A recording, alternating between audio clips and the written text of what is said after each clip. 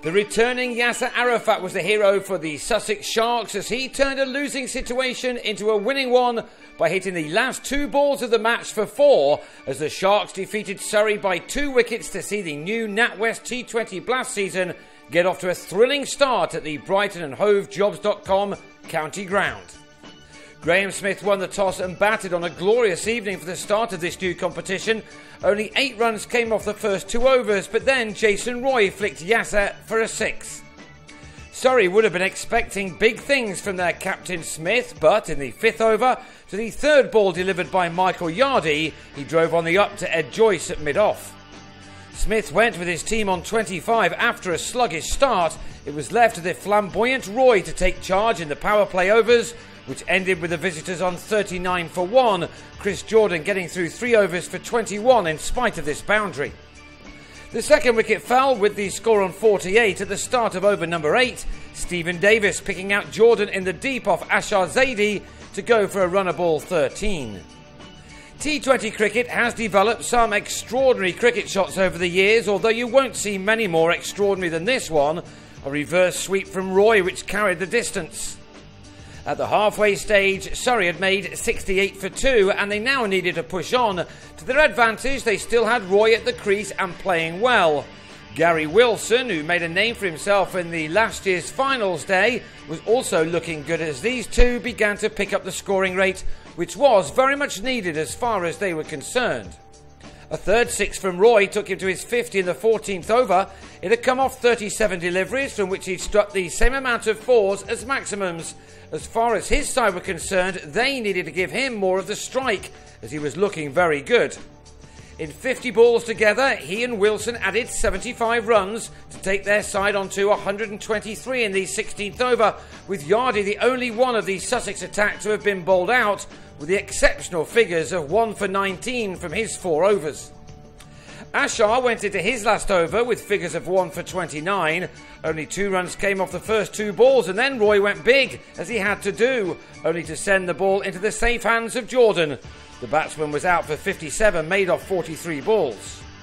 So the scene was set for the big hitting Irishman Kevin O'Brien, but he was out to the first ball he faced. Ashar thrilled to get his man with a quicker and flatter delivery.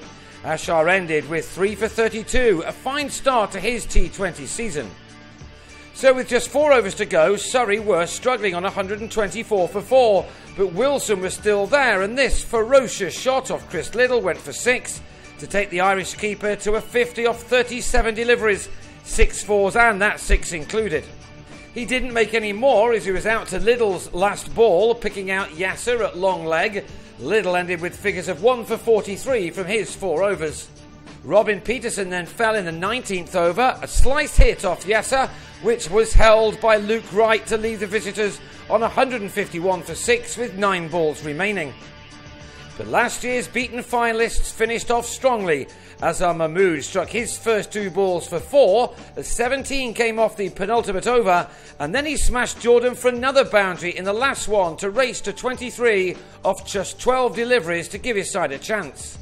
He was out to the last but 1 ball as Jordan, playing against his former county of course, yorked him with a perfect delivery.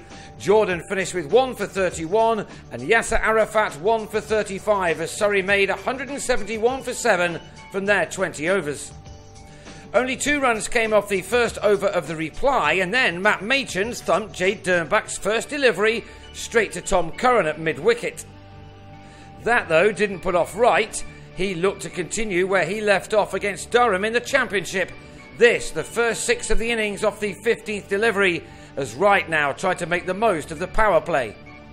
The score read 27 after 4 overs, but then Joyce mistimed this shot off Tom Curran. Smith took the catch to give the youngster his first wicket in T20 cricket.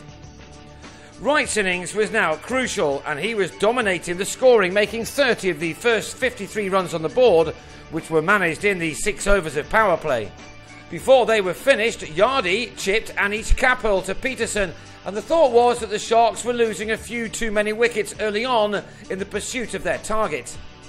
Last year's T20 campaign was a forgettable one, of course, so starting with a win was important.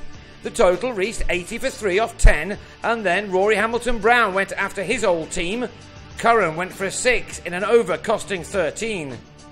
The next one was even better for the Sharks. Wright swatted a long hop from Peterson for his second 6, and that took him to a thrilling 50, which had come off just 29 deliveries. 6 4s had also been included. The momentum was now with Sussex, especially when Hamilton Brown helped himself to another maximum in the same over. There was a little fist pump from the former Surrey skipper, who had taken the target down to just 65 off the last 8 overs. So Sussex were favourites, but the 13th over began with a big wicket of Wright, who was bowled as he tried to hit the leather off this ball from Curran. Wright departed for 56, made off just 31 deliveries.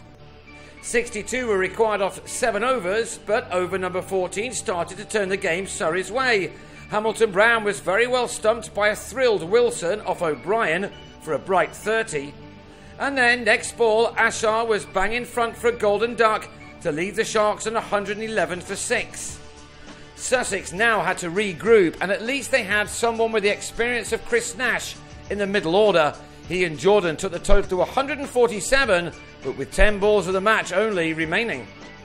Then, with 25 wanted, Nash unluckily dragged a ball from Azhar back onto his stumps, and the game looked over as we went into the final over with 16 runs still required. 1 run came off the first delivery from Dernbach, and the second saw the England T20 specialist have Jordan caught by Smith at deep extra. It was all over now, surely. Think again. Ball 3 from Dernbach was hit for 6 by Ben Brown with some of the best timing of a cricket ball you will ever see. It was effortless from Brown, who then took a single off the next ball to leave 8 needed off the last 2, with Yasir yet to face a ball now on strike.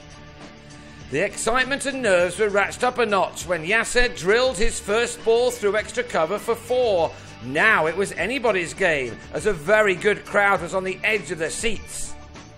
A big swipe followed, the edge was found, and the ball flew to third man as the Sharks pulled off a sensational win. Dernbach, not the most popular man to ever grace a cricket field, was left downhearted, while Brown and Yasir rightly celebrated with their teammates a quite extraordinary victory. Phew, the Sharks took the points for a 2-wicket win off the last ball, and the Hawks might still be pumping by the time they get to Lords to first watch Middlesex take on Essex before they make history by taking part in the second part of the double-header.